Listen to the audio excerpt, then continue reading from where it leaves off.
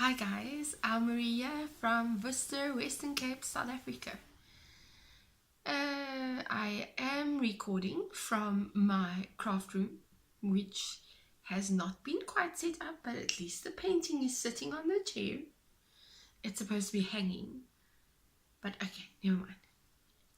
Welcome to anyone who's new, and thank you to all returning viewers. This is my podcast about fibre and fibre related stuff. So that will include knitting or hand dye. I am the hand dyer behind A Cup of Yarn, and spinning, whatever fibre related thing I am busy with. This is episode number, I don't know how manyth, and this has been the second time I'm recording. I tried to record yesterday, but then it got too dark in the middle of nowhere. So yeah, it is autumn in South Africa, so in the southern hemisphere it gets dark quicker than you think. Okay, you will find me as A Cup of Yarn on Instagram, where I'm most active. You will also find me as A Cup of Yarn on Facebook. That's where my Facebook page is. You will find me as Ella73 on Ravelry, and you will find me as the group for this podcast on Ravelry is called My Yarn Runneth Over. No cows running at the moment. A new cow I'm going to, let me just get this thing slightly straight. I want to start a new cow now in the beginning of June. I'm just thinking of exactly what the theme is I want to do behind it, because it will definitely be cowl, shawls, whatever, sweater related. As I said, in the southern hemisphere it's starting to get cold, but I have not decided exactly what I want to do yet. So I think that's about it for admin-y type of stuffies, whatever. I don't think there's anything I need to say about that. What I'm drinking is tea. If I do end up giving a cough somewhere, please excuse me. One of the other interesting things about, I don't know if that's any other place in the southern hemisphere, but in this part of the southern hemisphere, where it's part of Africa, we have the most interesting autumns and interesting springtimes. It's not in other countries where you go like, oh, okay, fine, we're going to winter. No, it's more, oh, are we still in summer? No, we're in winter. Oh, are we still in summer? No, we're in winter. That's where this goes, and that automatically results in colds and flus like you won't believe. And I don't do flu vaccines. I don't. I'm not so much anti-vaccine in the sense that I believe the basic vaccines for babies are just a good idea. The basic ones that we've been getting like forever and ever. But all the extra ones, just no, I'm not going there. Definitely not doing the flu vaccine. I believe my body can sort itself out if I take care of it properly. Rooibos tea is indigenous to South Africa, by the way. If anybody's watching this from overseas and you've been seeing I've been seeing a lot of people drinking rooibos tea from overseas, which is awesome. But this actually comes from an area called it's actually Cederberg area, Citrusdal, that side. It's about 2 hours drive from where I live. And it's where my husband grew up. So he's used to rooibos tea. My mother-in-law refuses to drink it. They were extremely poor when they were little. And sometimes there was nothing else to drink other than rooibos tea. She hates it. She won't drink it. She only drinks Ceylon tea, and she only drinks it out of a cup. I love rooibos tea, so it's very healthy tea. It's got no tannins in it, so Ceylon tea is fine, except I can't drink it. It gives me jitters that I can't drink it. I can drink like 6 cups of coffee and I won't get the type of jitters that I get when I drink one type cup of tea. Same goes for green tea. I can't drink green tea at all. Rooibos tea actually has a green tea version now. That's great. I can drink like tons of it. There's a lot of antioxidants, very healthy, no calories whatsoever. If that's what bugs you, doesn't bug me. And also it's just tannin free. Okay, so that's on rooibos tea. I'll be drinking that for a while now. I've been drinking a version of rooibos tea for colds and flu, if that's going to help anybody, if you can find it wherever you are. The brand name is Carmine, and she actually has Carmine tea. It's a farm towards between Citrusdal and Clanwilliam. If you don't live in South Africa or in the Western Cape, you're not going to know what I'm talking about. But I know she does distribute overseas at the moment. And she's got a version that's chili and ginger, and that's helped me a lot through this cold. Chili and ginger are really good for that sort of thing. So yeah, anyway, and that's a green tea base. That's a green rooibos tea base, and I have to say that's really nice. Yeah, that's all I have to say about my tea, except I'm drinking it out of my very much not fancy Pep Stores mug. Anybody living in South Africa will know exactly what I mean right now. I can't laugh. If I start laughing, I'm going to start coughing. Okay, so onto fiber stuff. What I'm wearing is my shawl, and no, I'm not taking it off. I would love to take it off, but then I have to put it back on again. My only issue with any form of a shawl or scarf, anything, is that it falls off. That's why I actually really prefer a cowl. But I wanted to knit this.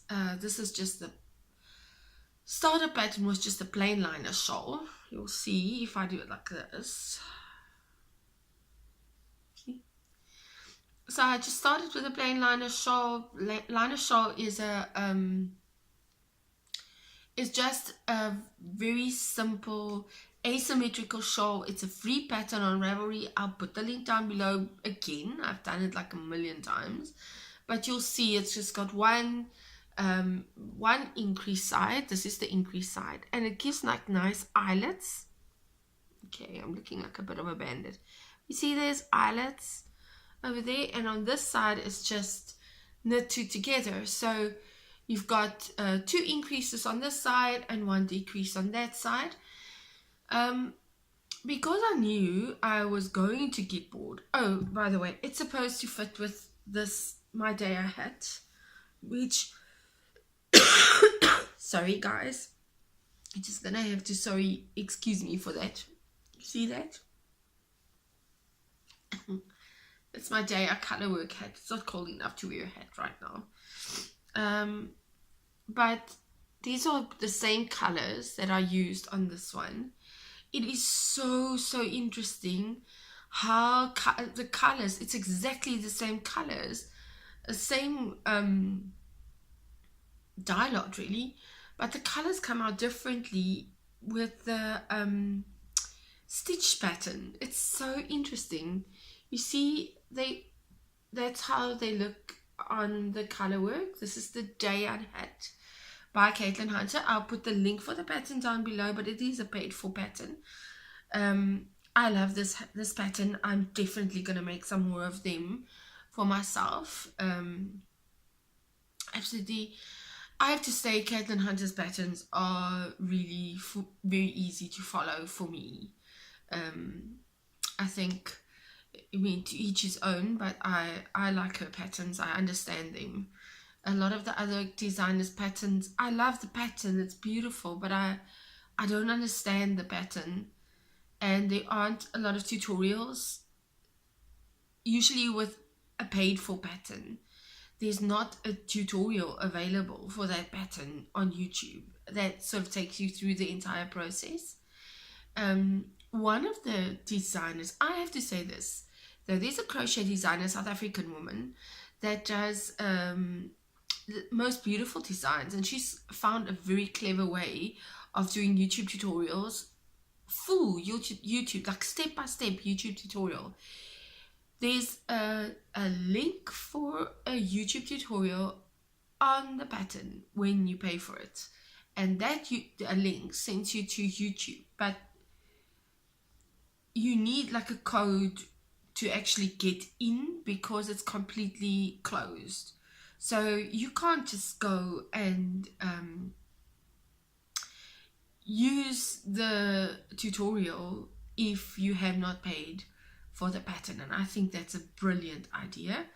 I understand that people who design don't necessarily want want a YouTube like an open thing where everybody can just, then you don't have to buy the pattern thing.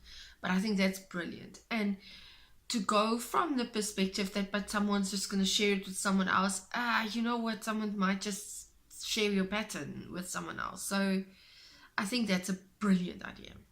Anyway, I just got distracted there. That's a whole different ballgame. Anyway, I started this one with the liner shawl. How did I digress?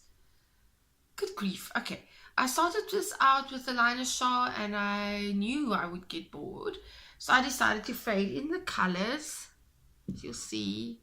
Oh yes, okay, now I know where I digress. I faded in the colors. I started with this grey on the side. This is the discontinued alpaca base that I had. Let's just get this stuff together here. So I started with this one. Same discontinued alpaca merino linen blend that I don't stock anymore. And then I just faded it in with, well, the other colors, I guess. Just faded it in like this. And then by the time I got over here, I knew, oh, I'm getting so bored. This garter stitch is going to kill me. And I've been seeing a lot of tutorials about mosaic knitting and not YouTube stuff about mosaic knitting, and I thought, well, it's interesting, let's try it, and I love it. I am completely in love with this way to do color work. I love the texture it gives. I love the pattern it comes out. I am not usually a person that styles stuff when I put it on. Don't bother with it. I just put it on and get my neck warm. But this one, I'm so styling so that this mosaic shows, because I love that. Needless to say, that will be my new shawl go-to idea. I used my number 3.25 Chiago needles. I don't have them with me now anymore. Chiago needles, 3.25, just with a longer cable. Works great. Okay, so this is FO number 1. FO number 2 is this one. I'll talk about this yarn in a bit. It is a yarn base that I do carry from time to time, usually just in winter, and I absolutely love it. It's very, very chunky. You'll see it's like a 14 ply, very chunky, 100% merino. I started making things. I've got 2 markets coming up in June. Now, this weekend and the weekend after that. Not this now, the weekend after this one, the 7th, and then again the 15th. And for the 15th, I need to make very fast and very quick, just accessories, things like beanies and mittens and fingerless mittens and that sort of thing. The one in next week, I'm not going to do that because I've got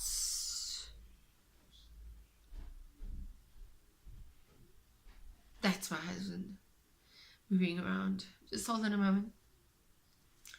I have a pie in the oven. I just wanted to remind him. Hold on. He did remember. Anyway, so I'm busy building up stock for that, and I'm doing very fast knits. I think this one took about if I have to calculate, should not take more than 4 hours at a time. This is just a very basic beanie, a very basic crown. I still have to make a pom-pom for this one. It fits very nicely. It has not been washed and blocked. I figured I'll just make a couple and then wash and block them all the same time. And I have this much left. So I'll probably use these to make pom-poms, and I'll keep them separate. I have several different colors that I will show you.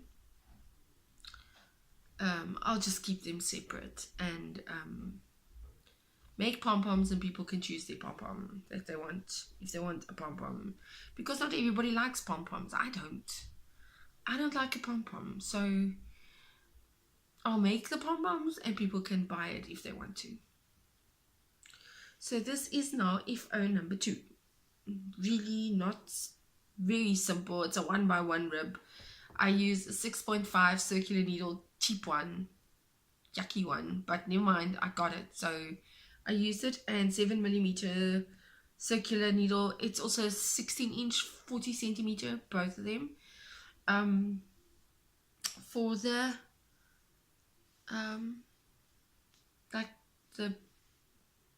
like body part of the beanie, 7mm. And what else did I do that I can mention? Oh, this is my hand-dyed yarns, as I mentioned, I think, before. Not sure. I think this one is going to be quite big, though. I might just make some smaller ones as well. But I think this is also the only color that I can honestly say will be a male color. Although, no, the other ones, I'll show that later. Anyway, this is FO number 2. On 2 whips. Okay, well, actually, this one is called a hoe, apparently. If I can find the other one. I finished my pair of socks. And yes, it is a very short. It's very short here at the top. This is what the sock looks like. No, it has not been washed or blocked. And I don't have sock blockers. I wish I did, but I don't. My sock blocker is my foot. So this is the pattern by Jamie of the Cozy Up Knit Girls. Cozy Up Knits. Put the link down below. For this pattern, it's a free pattern. I had it here somewhere, but I don't know where it is now. Anyway, this is a free pattern. It's called Maybe Baby DK Socks. I'll put the link down below in the description box. I made my first pair of socks with the same pattern. My first DK socks, toe up socks, which I am wearing at this very moment. Using that pattern as a guide, but I didn't use the top part that has this sort of a faux tweed thingy going on. I did not use this bit because I never did toe up socks before, and I just thought not going there. So I cast these on. Geez, guys, this is a day's work. It's a day's work. And what's interesting is I really made this very short. I tend to wear boots in winter a lot, and my boots always go over my jeans. So I have like tight jeggings and stuff, and my boots go over those, and then I'll wear like a long dress or something. So my jeans are basically my tights. And if I wear socks that are too long, then they have to go like under the jeans. And no, I wear short socks most of the time. And if I will make longer socks at some point, it's gonna be long socks. I don't really like in between stuff in general, to be honest. So I made these very short, and interestingly enough, they fit perfectly.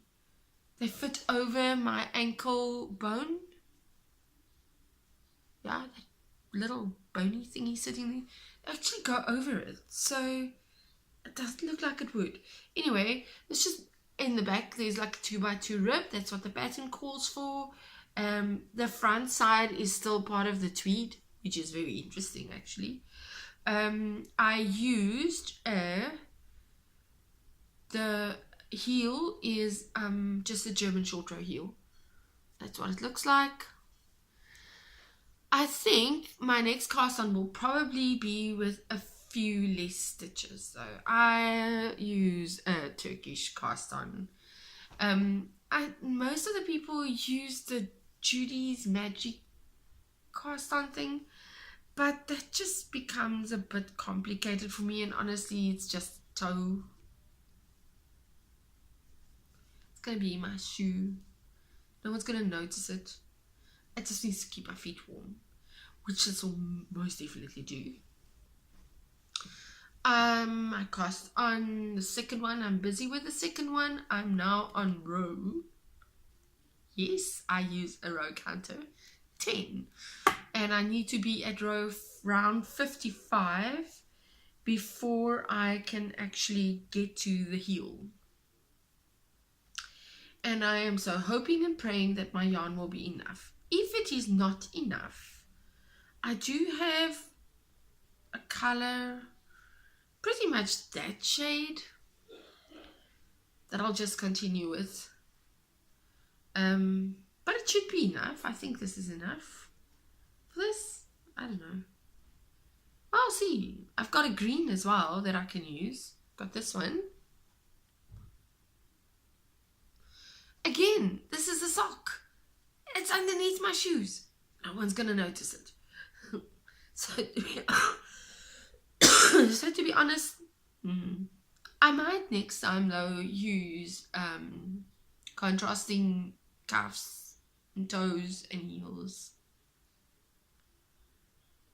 But yeah, I have to say I'm sort of stuck on toe up socks now.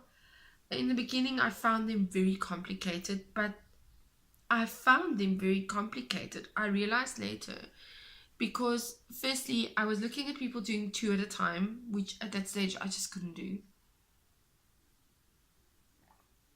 And also the cast on methods just looked so complicated. It's just I tried and I'll try it again, the Judy's cast on thingy, because I know that Judy's anyway, I'll find it, and I know it's actually supposed to be, it does look neater and you don't see the cast on, but I actually want to do a sock, and for me, at my level of skills, it's a bit complicated. Anyway, having said that, that is my hoe, and that will be a hoe that will be an FO, hopefully before the end of this day. I knitted on this one last night until about, I finished it off at 1:45 at night, but I just couldn't leave it. Oh, I do want to mention the bind off I'm using. Both these, I used this method. It's the Elizabeth Zimmerman sewn bind off, and it's very similar actually to the Kitchener stitch, and I really like it. I like the stretchiness of it, but it's not so stretchy that it doesn't keep shape. Sometimes I think, well, I haven't really used, I just used the normal, bind off that my aunt and my granny and my mother uses. And I was a bit afraid of people saying it's a stretchy bind off, or loosely. I did do the loose bind off with the normal one, but then it looks sloppy and I don't like that. So this one is actually very nice. You can see it's got that sort of, and it's, yeah, I don't know if you can see that. That's the bind off. And it's really easy. It's not difficult at all. You just use a needle like you would use with Kitchener stitch. If you've never done Kitchener stitch, well, that's a good way to learn what Kitchener stitch is about, really. You just take your needle, basically, and there's a lot of YouTube tutorials about it, so don't fret. But you take your needle purlwise into 2 stitches, and then you go back and knit one of those 2 stitches and cast it off. It's not really difficult. Okay, so hopefully this will be an FO before the end of the day. But that's fine, it's a no-brainer really. Oh, that's such an easy pattern too. One of the things I've learned about patterns is sometimes I'll look at them and I'll be all intimidated by them, but once I start doing it, it's fine. Then I've also noticed that there are other patterns that are really intimidating. When I look at them, doesn't matter what I do, I don't understand the pattern. So, okay, whip. I've got one whip to show, and this whip I will start working on again today, which is the only reason I'm showing it. I haven't worked on it at all. I just decided to finish off the whips that I had from side to side. So I finished off my shawl. What was the other thing I finished?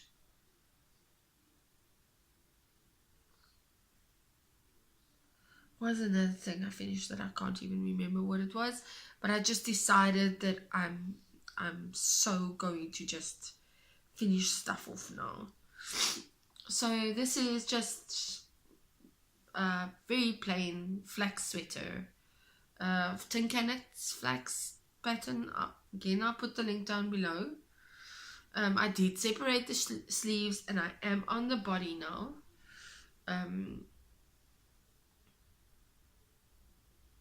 And it's not such a lot of work left. It can be a very fast knit if I keep my head on the knitting.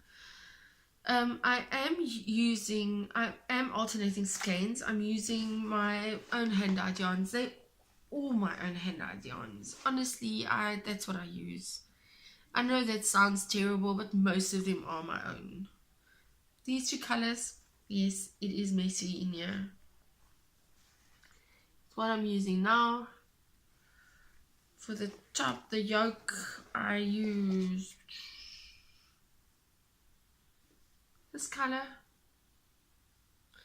and they're either experimental colors or colors that would, like 3 of them would sell and then I'd sit with 2 left.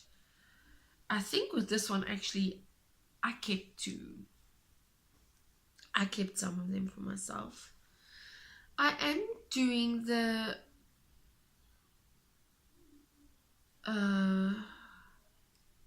helical method of using the helical method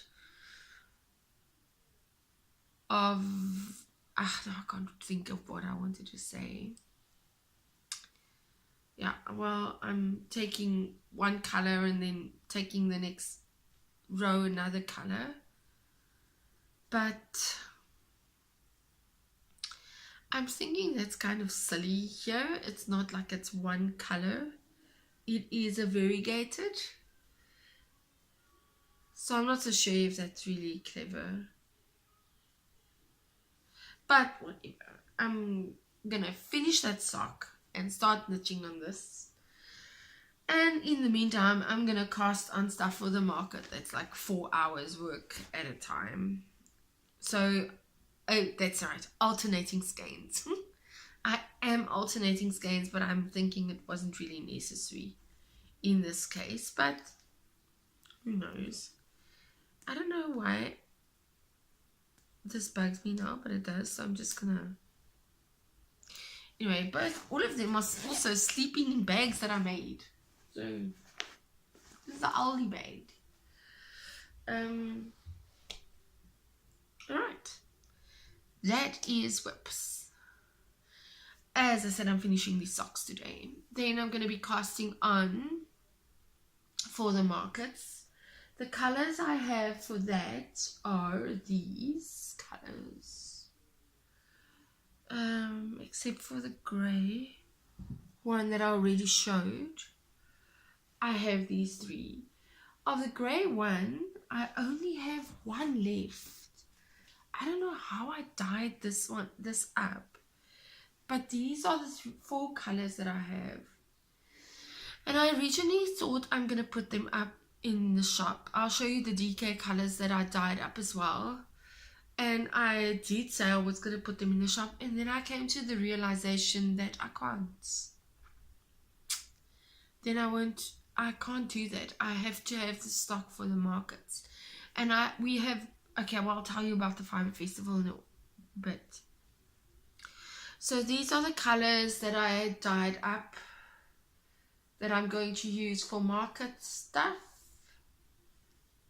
I think they're pretty. I really do. So it will probably be in sets of, say, a beanie and a cowl and a set of mittens. I'm going to have to start knitting on this very quickly. As in today.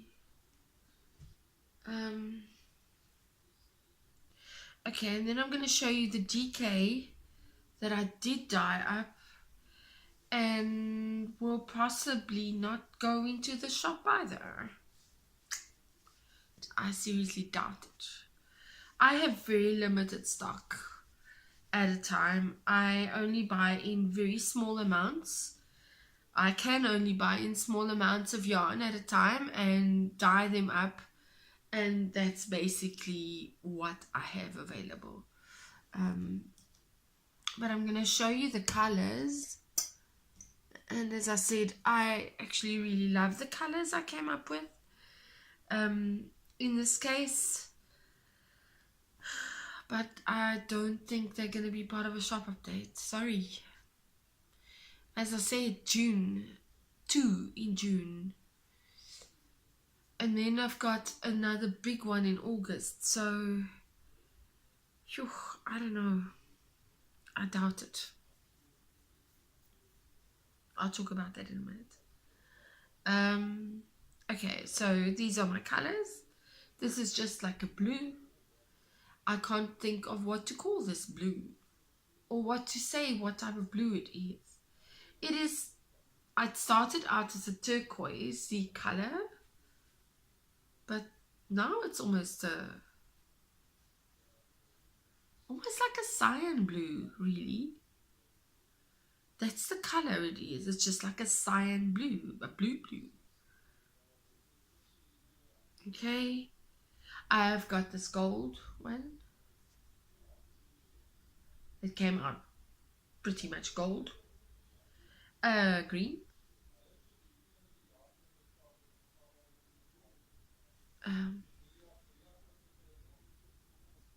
They're supposed to be tonal, but they're not really tonal. I don't know. They're supposed to be tonal. And then there's this one, which is like this raspberry reddy color, and my grey.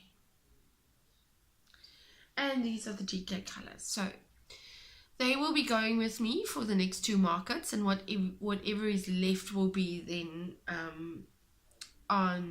in the shop.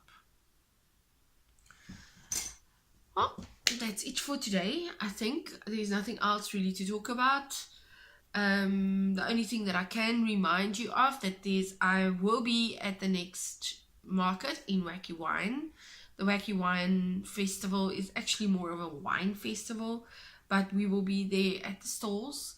I will be there on the 7th and the 8th. That's the Friday and the Saturday. And then the next weekend I will be in Sutherland, which is one of the coldest parts in this country. at the Frisio Gata Fees. If I have enough stock. And then in August, we have a proper fibre festival, and I'm so excited about that. Please, if you follow me on Instagram, you'll see I'll be posting more and more about it as we go along. You see, this is what I mean. I don't like this. Keeps on shifting off. Any advice about that? And it's supposed to keep my neck warm. And my neck gets cold when it does this. I can't find the other side. Oh, anyway.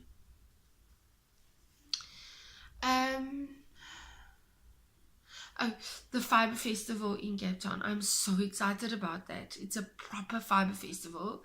A lot of vendors will be there. The tickets are available. Just as I said, follow me on Instagram and you'll see it there. Okay. A couple of new things I have in mind, as I said, is a cull in June. And then also maybe getting a newsletter out soonish. But I'll talk about that when it gets to it. Okay. Have a wonderful weekend.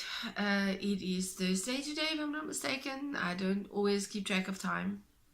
Time is a very relative principle for me. But have a wonderful weekend and take care. Bye.